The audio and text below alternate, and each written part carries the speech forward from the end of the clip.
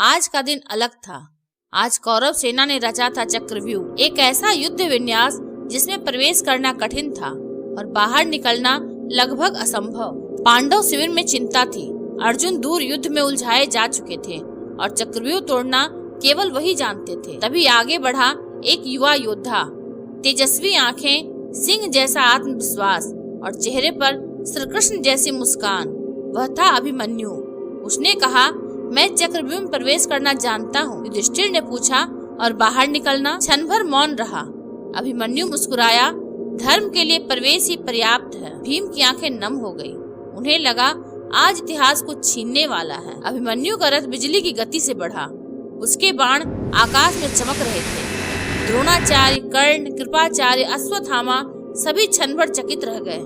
इतना युवा और इतनी वीरता। चक्रव्यूह का पहला द्वार टूट गया, फिर दूसरा, फिर तीसरा, पर पीछे आने वाले पांडवों को जयद्रथ ने रोक दिया और अचानक अभिमन्यु अकेला रह गया। नियम टूट गए। एक साथ कई महारथियों ने उसे घेर लिया। धनुष टूट गया, रथ नष्ट हो गया, घोड़े गिर पड़े, लेकिन अभिमन्यु रुका नहीं। उसने तलवार उठाई, फिर गदा, फिर रथ का पहिया।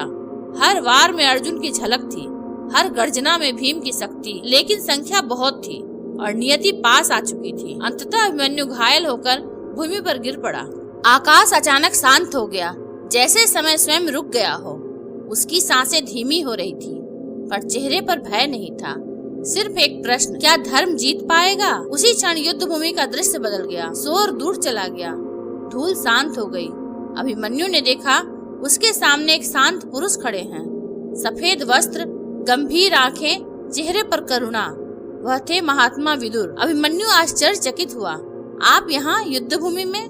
विदुर मुस्कुराए, जब आत्मा सत्य के निकट होती है तब समय और स्थान का बंधन समाप्त हो जाता है। अभिमन्यु ने धीमे स्वर में पूछा, क्या मैं हार गया? विदुर ने सिर हिलाया। जो धर्म के लिए गिरता है वह कभी हारता नहीं। लेकिन अभिमन्यु की आंखों में पीड़ा थी। तो फिर अधर्म क्यों जीतता दिख रहा है? यह प्रश्न इतिहास का सबसे गहरा प्रश्न था। विदुर बोले, अधर्म कभी जीतता नहीं, वह केवल समय खरीदता है। अभिमन्यु समझ नहीं पाया। विदुर ने आगे कहा, धर्म वृक्ष की तरह है, उसे बढ़ने में समय लगता है।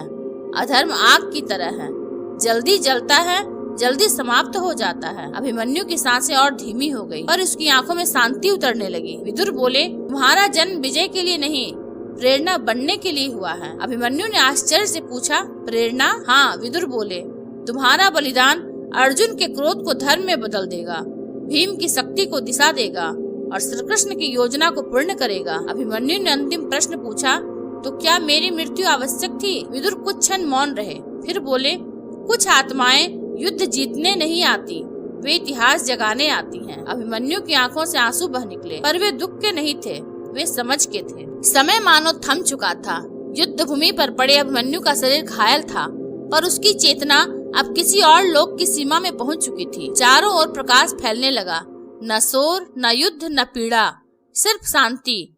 और उस शांति के बीच खड़े थे महात्मा विदुर। अभिमन्यु ने नीचे देखा, उसका शरीर धरती पर पड़ा था। कौरव योद्धा दूर खड़े थे, पर अब उनकी आवाजें सुनाई नहीं दे रही थी। उसने आश्चर्य से पूछा, क्या यह अंत है? विदुर मुस्कुराए, यह अंत नहीं, यह समझ की शुरुआत है। अभिमन्यु पहली बार स्वयं को शरीर से अलग अनुभव कर रहा था।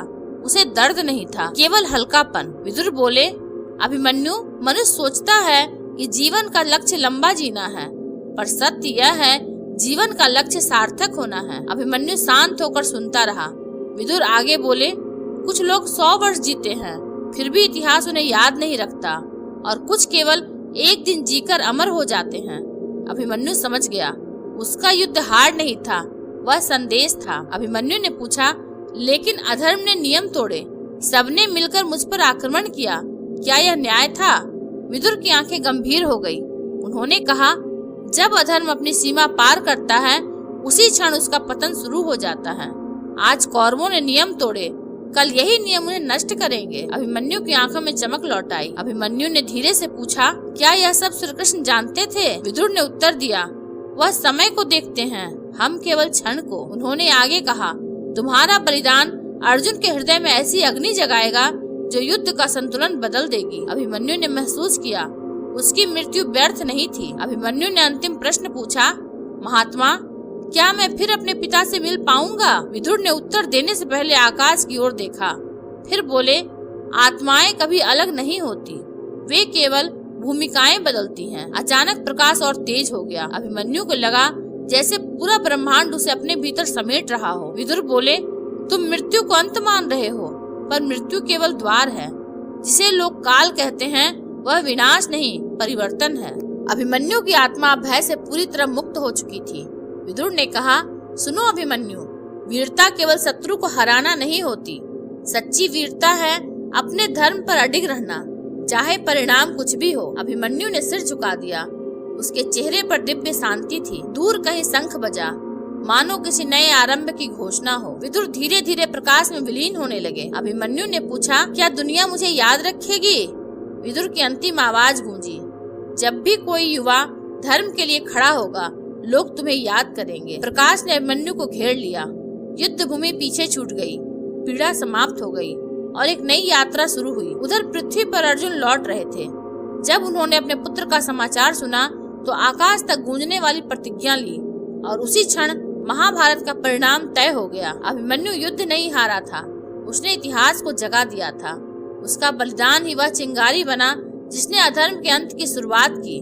क्योंकि कुछ योद्धा विजय देखने के लिए नहीं जन्म लेते, वे विजय का मार्ग बनाने के लिए जन्म लेते हैं। अगर आपको यह वीडियो अच्छा लगा हो तो आप हमारे चैनल को लाइक, शेयर और सब्सक्राइब अवश्य करें। धन्यवाद।